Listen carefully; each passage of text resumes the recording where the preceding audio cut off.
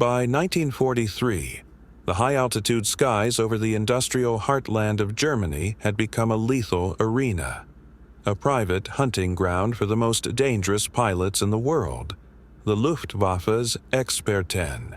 These were not just pilots. They were the hardened, arrogant knights of the air, aces who had survived the brutal meat grinders of Poland, France, and the Eastern Front.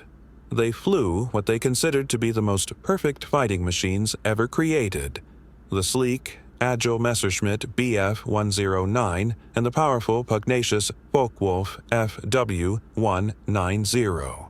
They fought by an unwritten code of aerial combat, a deadly dance of turns, climbs, and dives, and in this dance they believed they were untouchable. Then something new and utterly bizarre began to appear in the bomber formations they preyed upon.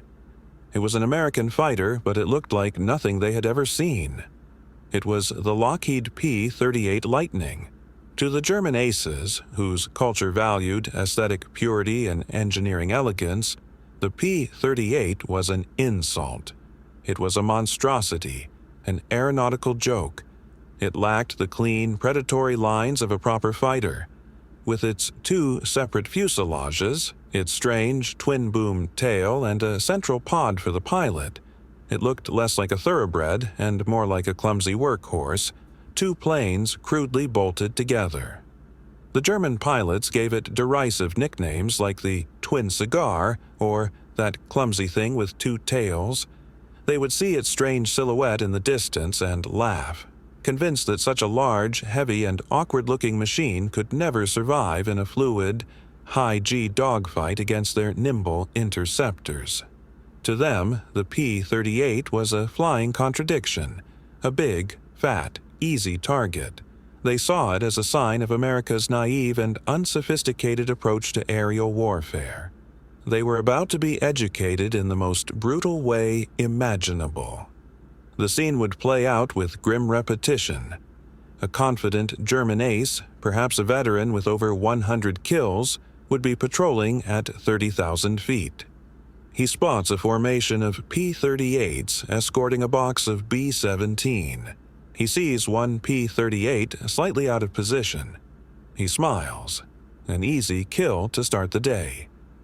He pushes his Fw-190's throttle forward, the powerful radial engine roaring to life as he peels off and dives, positioning himself perfectly for a classic textbook attack from the enemy's 6 o'clock blind spot. He closes in on the P-38's tail, his sights lining up perfectly on the central cockpit pod. But then, the American pilot does something that violates every rule of the dogfighting code. He doesn't try to outturn the German. He doesn't try to dive away. Instead, the P-38, with a surge of unexpected power, pulls up into a steep, almost vertical climb. The German ace, momentarily confused but undeterred, follows, knowing his own aircraft is a superb climber. His focus narrows, all his attention on lining up the perfect shot as the two planes scream towards the stratosphere. He is the predator, closing in on his prey. But he has made two fatal mistakes.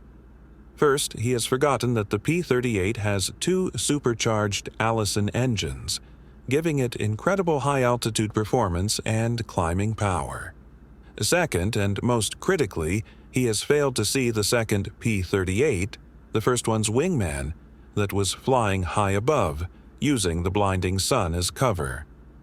The German ace hasn't found a lone target. He has been deliberately baited into a perfectly laid trap.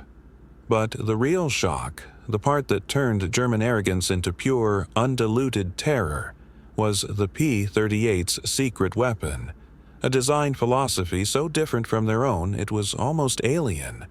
German and British fighters had their machine guns and cannons scattered across their wings.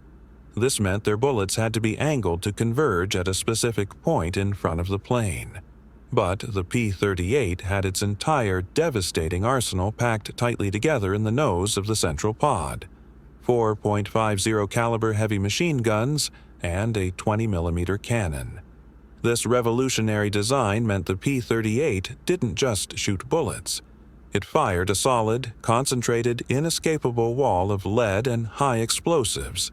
It was a giant flying shotgun.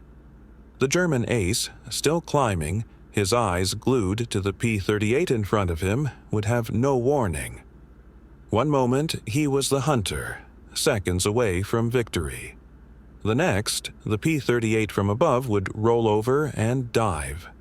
The German ace would hear nothing but the roar of his own engine. He would see nothing but his target. And then, his entire world would simply cease to exist. The concentrated fire from the diving P-38 would hit his Fw-190, not with a few stray peppering bullets, but with a single, cataclysmic impact. The entire barrage, a mix of heavy machine gun rounds and explosive cannon shells, would land in a space no bigger than a dinner table. Cockpits would disintegrate before the pilot even knew he was hit. Wings would be sheared off as if by a giant's axe. Engines would detonate in massive, blossoming fireballs. The German plane, a masterpiece of engineering moments before, would be reduced to a cloud of vaporized metal and smoke. The few German pilots who survived an encounter with a P-38 were permanently shaken. They returned to their bases, their hands trembling, with wild, unbelievable stories. They spoke of a clumsy-looking American plane that didn't fight fair, that struck from above with the force of a thunderclap and then simply vanished, climbing away at an impossible speed. They spoke of its strange, silent approach. Its twin engines were surprisingly quiet when heard from the front, and the horrifying final moment when its entire nose erupted in a flash of concentrated, inescapable fire. The laughter in the Luftwaffe mess halls stopped. The jokes about the ugly, twin-bodied American plane were replaced with a grim, terrified respect. The German pilots gave the P-38 a new name, one born not of arrogance, but of pure, unadulterated fear. They called it the Gabelschwanz Teufel, the fork-tailed devil. The German aces had laughed at the P-38 because it looked different, because it broke their aesthetic rules. They had failed to understand the American philosophy behind its design. Form follows function.